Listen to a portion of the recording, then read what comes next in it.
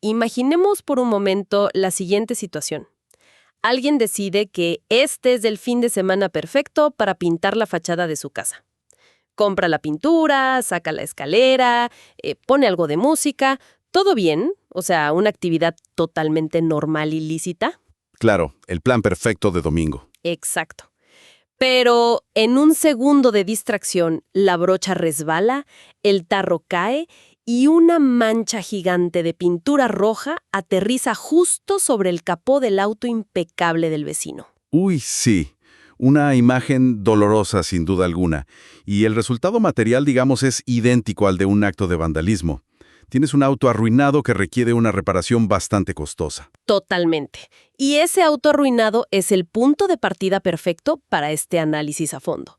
Hoy vamos a desempacar una de las fronteras más fascinantes y francamente más cotidianas de nuestro ordenamiento jurídico costarricense.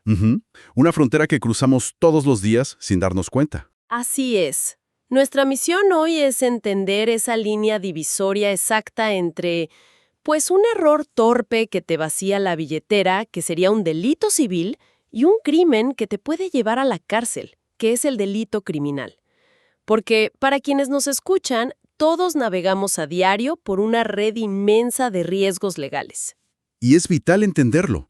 El enfoque cambia radicalmente dependiendo de la óptica del derecho, ¿verdad? El ámbito penal fija su mirada en castigar. Busca sancionar una conducta que ofende a toda la sociedad. Ajá, castigar al culpable. Exactamente. El derecho civil, en cambio, dirige absolutamente toda su atención hacia la víctima. Su único objetivo es restaurar ese patrimonio dañado a su estado original, independientemente de si el causante fue súper malicioso o simplemente muy descuidado. Y para explorar estas dinámicas, nos vamos a apoyar en unos materiales fantásticos. Tenemos la obra del profesor Fernando Montero Piña sobre obligaciones y también las notas de las cátedras de la Universidad Latinoamericana de Ciencia y Tecnología, la ULACIT. Excelentes fuentes, muy completas para el contexto costarricense. Sí, son buenísimas. Y bueno, dejando de lado un poco los tecnicismos, la primera gran pregunta es ¿cómo un simple accidente con un tarro de pintura se convierte en un vínculo jurídico? O sea, antes de hablar de demandas, hay que entender qué enciende el motor de la responsabilidad. Bueno, ese motor está detallado en el artículo 632 del Código Civil de Costa Rica. Y es fascinante porque funciona como el mapa fundamental de las obligaciones. Este artículo no deja nada al azar. Establece 5 fuentes categóricas de donde nacen las deudas. A ver, 5 fuentes. ¿Cuáles serían? Son los contratos, los cuasicontratos, los delitos, los cuasidelitos y la ley. Todo vínculo legal nace de alguna de estas 5 cajas. Oye, y esa lista tiene un linaje histórico súper profundo según los textos. Apuntan a que el emperador romano Justiniano ya había estructurado un sistema parecido, pero era de 4 partes, ¿cierto? Contrato, cuasicontrato, delito y cuasidelito. Exacto. Los romanos tenían esas 4. Y fue siglos después, impulsado por la corriente codificadora del derecho francés, que se incorporó la ley como una quinta fuente autónoma. ¿Y por qué tuvieron que agregar la ley? ¿No cubrían todo las otras 4? Es que la inclusión de la ley solucionó un vacío técnico enorme, la verdad. Existían obligaciones innegables que simplemente no encajaban en la matriz romana. Pensemos, por ejemplo, en la obligación de pagar impuestos o de darle pensión alimenticia a un familiar. Claro, porque ahí no hay un contrato firmado. Exacto. No hay contrato, no hay un acto ilícito, no hay descuido y tampoco encajan en la mecánica de un cuasicontrato. Así que la ley por sí sola genera esa obligación. Hablando de cuasicontratos, vale la pena recordar cómo funcionan, porque operan bajo una lógica de prevención del enriquecimiento injusto, ¿no? Si por error un banco me deposita dinero que no es mío, la ley asume una ficción jurídica.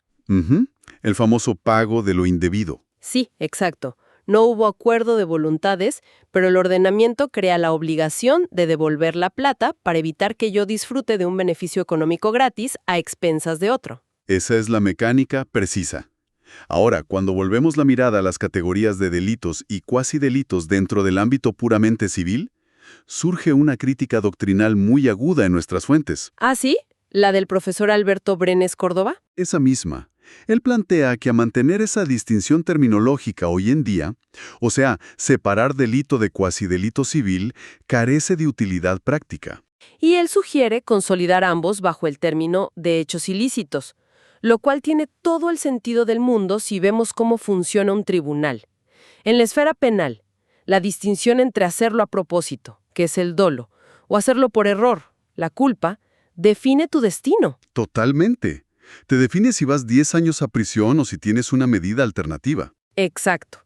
Pero en la esfera civil, al capó del auto del vecino le resulta completamente irrelevante si la pintura cayó porque yo soy una vecina malvada o porque atollé mal el codo en la escalera. Es que la finalidad civil es estrictamente resarcitoria. Brenes Córdoba acierta totalmente al señalar que la etiqueta no altera el volumen de la reparación patrimonial. Y para comprender esto, es imperativo diseccionar el artículo 1045 del Código Civil costarricense. El famoso 1045. ¿Qué dice exactamente? Este artículo establece que todo aquel que, por dolo, falta, negligencia o imprudencia, cause un daño a otro, está obligado a repararlo. Es como, aquí es donde se pone realmente interesante. Es como una suscripción involuntaria a una deuda. Nadie se levanta en la mañana y dice, bueno, voy a firmar un contrato para romperle la ventana al vecino. Pero la negligencia actúa como una firma invisible que te obliga a pagar. Me encanta esa analogía de la firma invisible. Es muy precisa. Pero, claro, no basta con ser simplemente descuidado. Ah, no. No. Por ejemplo, si la pintura se derrama pero cae sobre el propio césped del pintor, hay imprudencia, sí, fue muy torpe, pero no surge ninguna obligación civil porque falta una pieza clave. Claro, el daño a un tercero. Las cátedras de la ULACIT y el profesor Montero Piña desglosan este hecho ilícito en 3 elementos, ¿verdad? El primero es esta conducta antijurídica, que puede ser por hacer algo o por no hacer algo, con intención o por culpa. Exacto, la acción o la omisión. Y el segundo elemento, por pura deducción de nuestro escenario, tiene que ser el daño materializado. Sin daño no hay caso. Sin una lesión tangible a un derecho o a un patrimonio ajeno, la imprudencia se queda en una simple anécdota. El daño es la medida exacta de la responsabilidad civil. Y luego está el tercer elemento que suele ser el más debatido en los tribunales. El nexo causal. Así es, el nexo de causalidad. Debe existir una relación directa, de causa y efecto, ininterrumpida entre la conducta negligente y el daño producido. Y ahí es donde los casos se ganan o se pierden en los juicios. O sea, si el pintor dejó el tarro mal puesto en la escalera, pero en ese momento exacto hay un temblor fortísimo que bota la escalera, ahí la cadena se rompe, ¿cierto? El daño existe, el auto está arruinado, la imprudencia inicial existe, dejó el tarro mal puesto, pero el puente entre ambos eventos colapsa por el temblor. Increíble cómo un detalle cambia todo. Y esto nos lleva al gran choque, a la comparación directa entre el delito civil y el delito penal. Los autores franceses, Colin y Capitán, lo explican desde la finalidad. Sí, el contraste en los propósitos es radical. Como mencionábamos, el derecho penal opera bajo una lógica retributiva y preventiva. O sea, busca dar un castigo para dar el ejemplo. Exactamente. Disuadir a la sociedad y mantener el orden público. El derecho civil, por su parte, es ciego al castigo moral. Su única brújula es equilibrar la balanza patrimonial que se rompió. Y eso hace que la red del derecho civil sea inmensa, a diferencia del penal. Porque el derecho penal está amarrado al principio de tipicidad.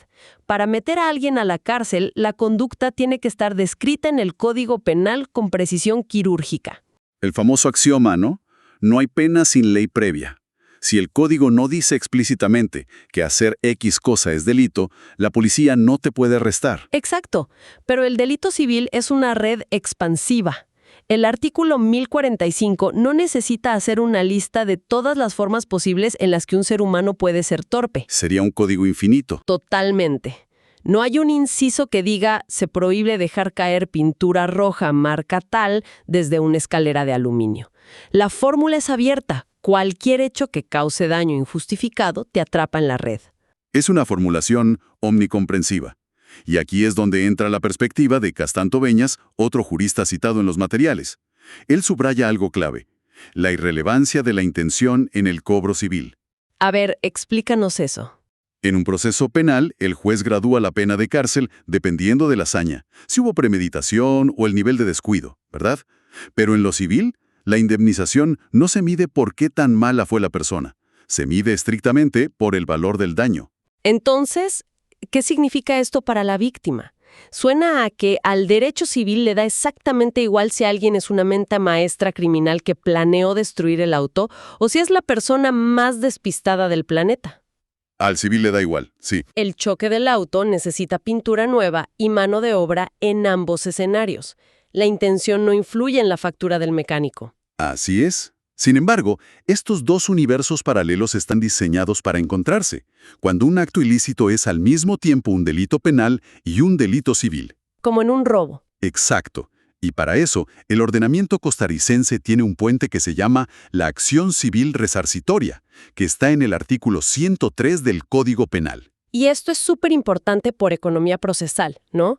Si a alguien le roban el carro, el ladrón se enfrenta al Estado por la infracción penal y puede ir preso.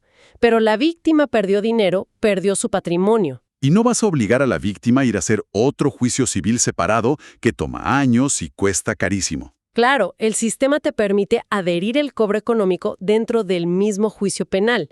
Matas dos pájaros de un tiro. Tal cual, la sentencia penal cumple una doble función ahí. Impone los años de cárcel, pero también condena al imputado al pago de los daños y perjuicios de la víctima. Resolviendo todo en un solo lugar. Bueno, hasta aquí la arquitectura de la responsabilidad parece bastante lógica e individual. El que rompe, paga. Es fácil de entender. Sí, la culpa directa. Pero las fuentes abren una puerta a un nivel de complejidad mucho mayor. Y aquí pasamos de la culpa directa a la responsabilidad por terceros, o como dicen los artículos 1047 y 1048 del Código Civil, la responsabilidad extracontractual por hecho ajeno. Este es un temazo. Sí. O sea, estamos hablando de que la persona que causó el daño no es la que tiene que abrir su billetera. Duras de autoridad o de dependencia, la responsabilidad tiene que ascender en la cadena de mando. La ley asume una presunción de culpa sobre la persona que estaba encargada de vigilar. La famosa culpa invigilando. Esa misma, o sea, una falla en el deber de vigilar constantemente. Y también existe la culpa ineligendo, que es una negligencia al momento de elegir a la persona a tu cargo. Y el Código Civil es súper explícito sobre quiénes caen en esta red, ¿verdad? Por ejemplo, los padres. Los padres asumen la responsabilidad por los daños que causen sus hijos menores de 15 años que viven en su misma casa. Clásico ejemplo. Si el adolescente tira una piedra y quiebra el ventanal de la pulpería, el dueño de la pulpería no va a demandar al niño.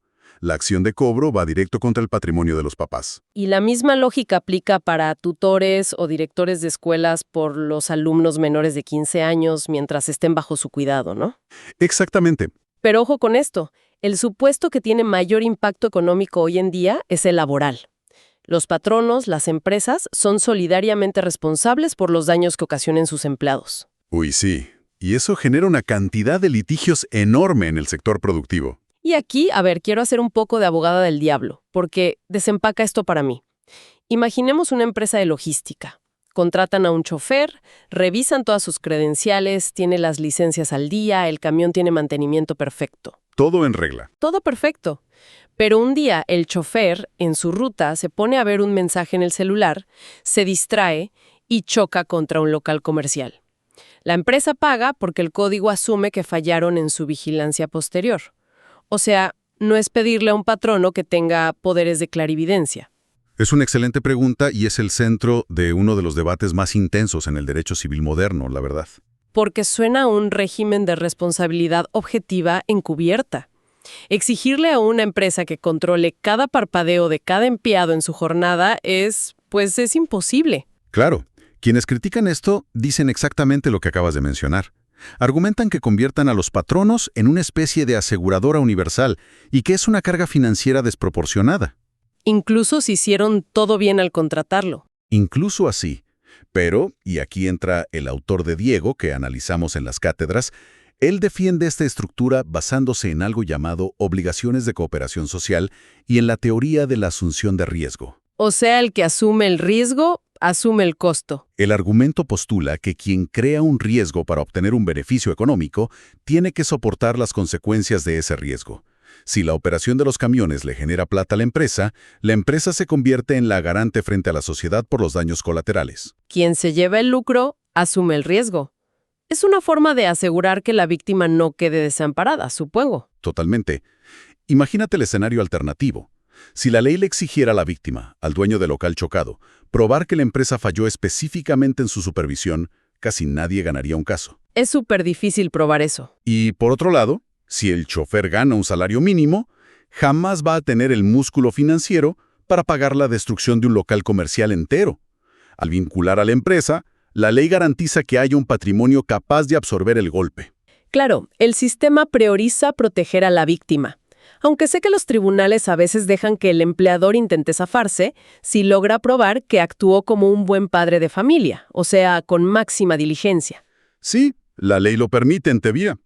Pero en la práctica procesal costarricense, lograr desvirtuar esa presunción ante un juez es sumamente complejo. La balanza casi siempre se inclina hacia garantizar el pago. Y esto nos subraya algo ineludible.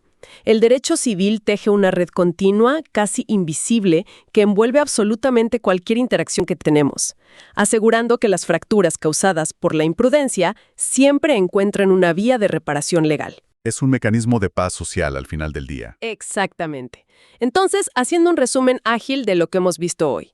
En el ordenamiento costarricense, las obligaciones por actos ilícitos nacen sin necesidad de contratos. Se activan solo con la imprudencia y el daño, gracias al 1045. Así es, la firma invisible. Segundo, la gran frontera entre civil y penal es el objetivo. Mientras el derecho penal busca castigar y privar de libertad, el derecho civil solo quiere abrir la billetera del responsable para reparar el patrimonio afectado. Agnosticismo moral frente al resarcimiento. Tal cual. Y tercero, esta responsabilidad es expansiva. Atrapa a padres, directores de escuela y empleadores bajo este deber de vigilancia para que ninguna víctima se quede sin compensación. Y por eso esto importa tantísimo para quienes nos escuchan. Cada vez que manejamos un negocio, o prestamos el auto, o supervisamos a alguien, estamos inmersos en esa red de responsabilidad civil. Nos protege, pero también nos obliga. Es un peso grande. Ahora, para cerrar, toda esta conversación ha girado en torno a la pérdida injusta. ¿Qué pasa cuando la negligencia ajena te quita valor? El empobrecimiento. Pero los materiales nos dejan un pensamiento final provocador. ¿Qué pasa con el artículo 803 del Código Civil, el concepto de enriquecimiento sin causa? La otra cara de la moneda. Exacto. Si el derecho hace todo esto para reparar un daño que te empobrece, ¿qué pasa cuando el patrimonio de alguien aumenta mágicamente a costa tuya? Sin contrato, sin donación y sin ningún acto ilícito claro. Es un cuestionamiento profundo. El derecho romano tenía la acción de in rem verso para esto. Básicamente, si la ley persigue al que te destruye valor por torpe, ¿no debería también tener garras para perseguir la riqueza que otro obtiene a tu costa sin justificación? Obligarlos a devolver lo mal habido, aunque no haya un delito tipificado explícitamente. Indagar cómo los jueces detectan y revierten esos aumentos patrimoniales huérfanos de causa legal suena a un laberinto interesantísimo. Y súper complejo de probar. Definitivamente. Pero ese es un laberinto que dejaremos para otro análisis a fondo. Por ahora, vale la pena recordar que la firma invisible de la negligencia nunca pierde validez. Cuiden esa pintura. Hasta la próxima.